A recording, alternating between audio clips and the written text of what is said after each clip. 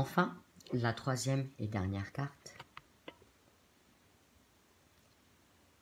ce n'est pas la plus belle, elles sont magnifiques, toutes. Mais j'aime beaucoup cette carte-là. L'amour. Effectivement, l'amour fait partie de nos vies.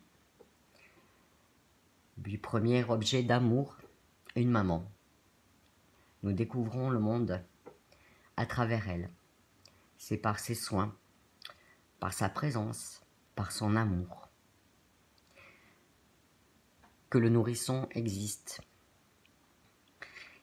Et je viens de me rappeler cette histoire que j'ai publiée il y a quelques jours du M, la graine d'amour, le M, la graine d'aime.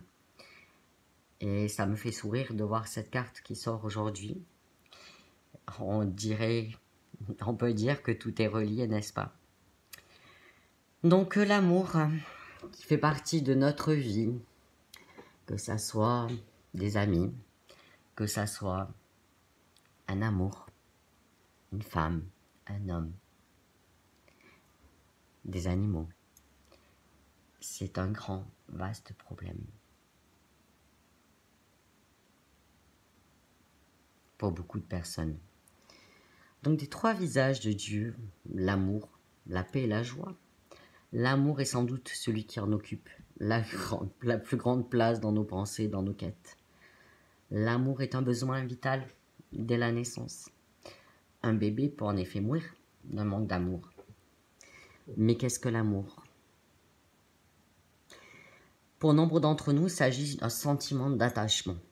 Nous réalisons à un instant donné que nous sommes attachés à une personne et que nous serions malheureux sans elle.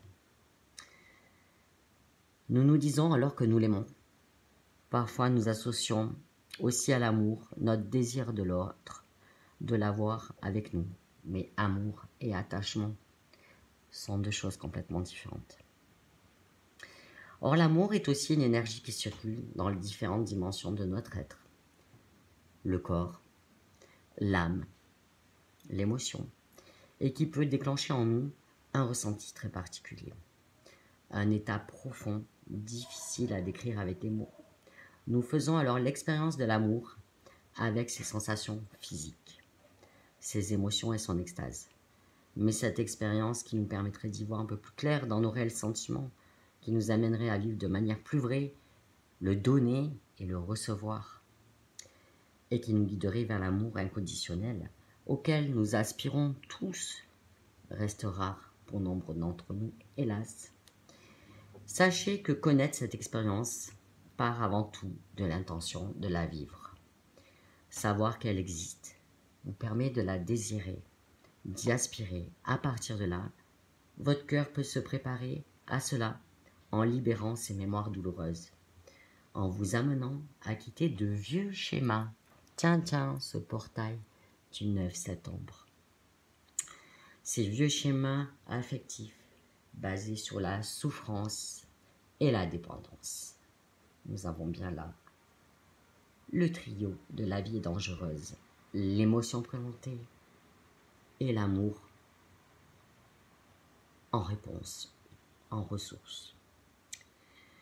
Sachez que reconnaître cette expérience part avant tout de l'intention de la vivre. Savoir qu'elle existe vous permet de la désirer, d'y aspirer. À partir de là, votre cœur peut se préparer à cela en libérant ses mémoires douloureuses, en vous amenant à quitter de vieux schémas affectifs basés sur la souffrance et la dépendance. On parle alors d'ouverture du cœur. L'ouverture du cœur sur la vie et un chemin où vous êtes à chaque étape invité à ouvrir un peu plus grand votre cœur afin de vivre de plus en plus souvent l'expérience de l'amour. Je vous remercie d'avoir écouté ce tirage de tarot magnifique de Qumran.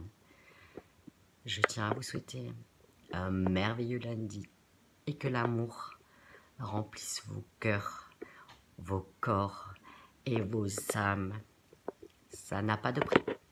Très belle journée à vous. Au revoir.